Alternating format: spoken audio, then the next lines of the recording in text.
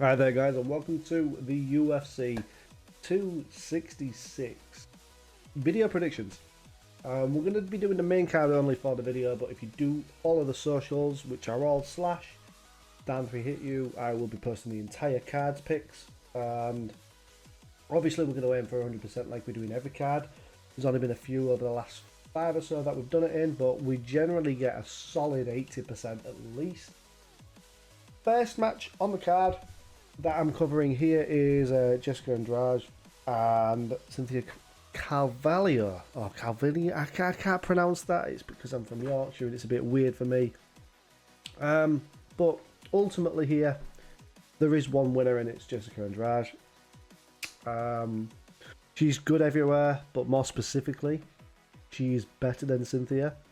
And I expect what Jessica to do is what no other woman has done as of yet, and that is score a finish victory over Cynthia. I think she will walk away with a submission or a TKO, either or, and that will solidify her as the next #1 contender. Up next, we have Curtis Blaydes, Jairzinho Rosenstrike, or Rosenstruck, however you pronounce it from where you are on the planet. I think this is the easiest fight on the card to predict. As we know, there is one man that's got good hands, but even better wrestling, and it is Curtis Blaydes. That is where the victory will take place. It'll be on the mat. I don't see Curtis Blaydes getting knocked out. And eventually, whether it's in the first round or the second round or even the third round, it will eventually go to the ground, and that is where Blaydes will shine. He's going to come away with a victory. And here we have the exciting one. It's Nick Diaz versus Ruthless Robbie Lawler. Nick Diaz returning after about 6 or 7 years.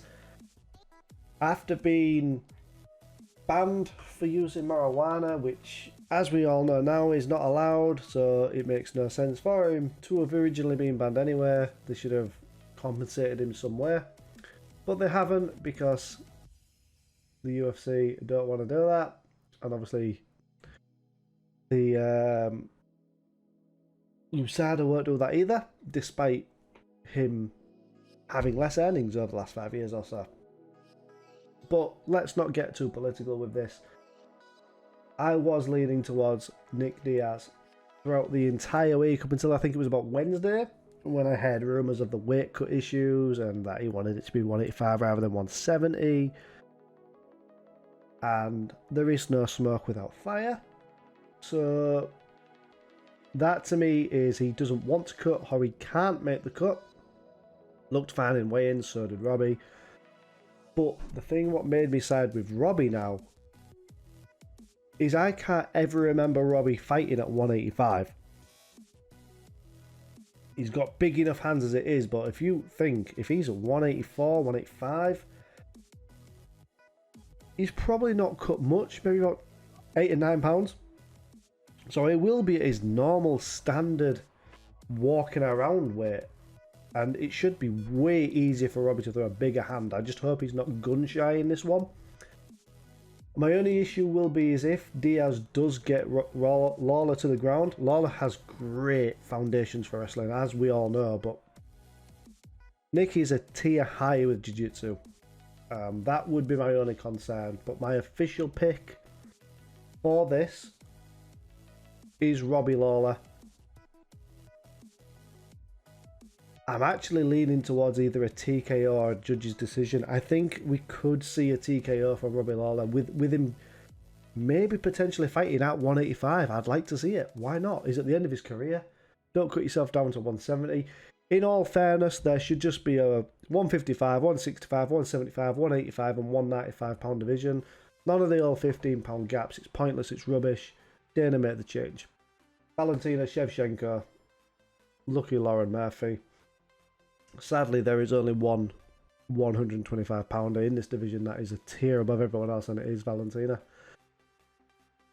The only potential challenge I can think of would be if Thug Rose moved up from 115 to 125, but I don't think that would be success. I think it would be a great fight, but I don't think Rose would beat her. The only other people that I believe could potentially challenge Valentina would be, I think it's McFarlane and Velasquez, both from Bellator. I think those would be very interesting contests. Sadly, the latter not going to happen anytime soon because there's no cross promotion from Bellator and UFC. Last but not least, we have the champion Alexander Volkanovski versus Brian Ortega.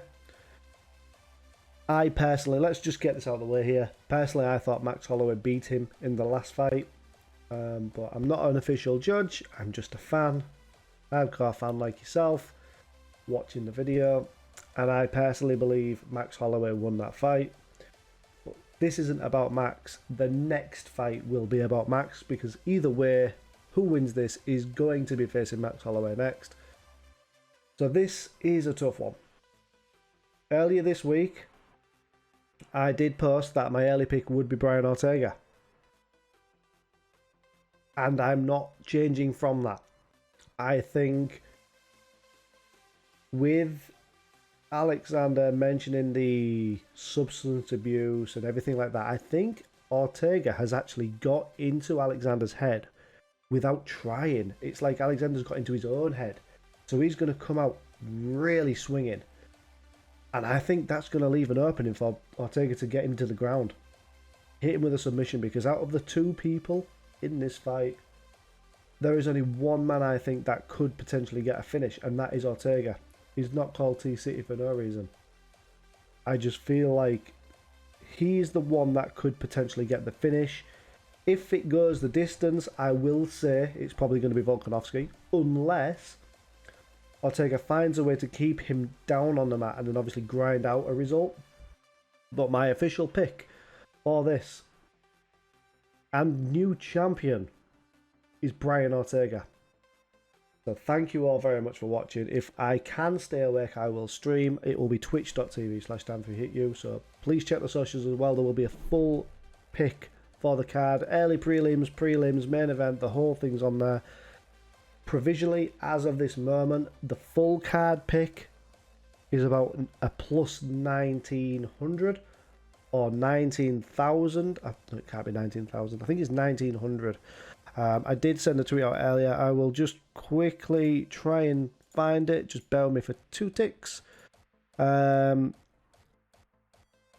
is plus 19,955 for the entire card that I've picked. Now, if that comes in and you've got $100 on it, you'll be getting 20 grand in your pocket. Now, not enticing you to bet or anything like that. I'm just saying those are my picks. You can do what you like with them.